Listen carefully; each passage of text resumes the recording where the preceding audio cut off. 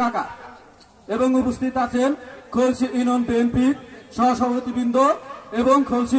Union বিএনপির অঙ্গ সংগঠন ছাত্রদল, স্বেচ্ছাসেবক দল, কৃষক দল, সবাইকে আমার সংগ্রামী শুভেচ্ছা ও অভিনন্দন।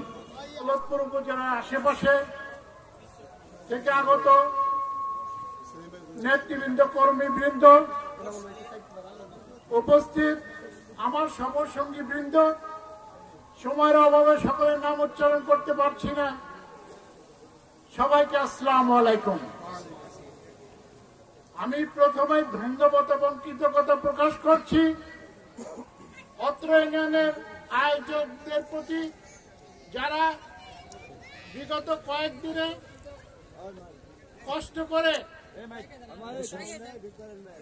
খন্দকার দেলোয়ার হোসেনের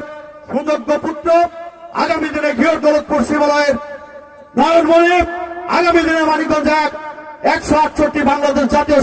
স্বাধীনতার মহান ঘোষক, রণাঙ্গনের মহাবীর, বীর মুক্তিযোদ্ধা সেলিম ভাই কে সবার সঙ্গে পরিচয় দেওয়ার জন্য এবং বক্তব্য দেওয়ার জন্য জানছি।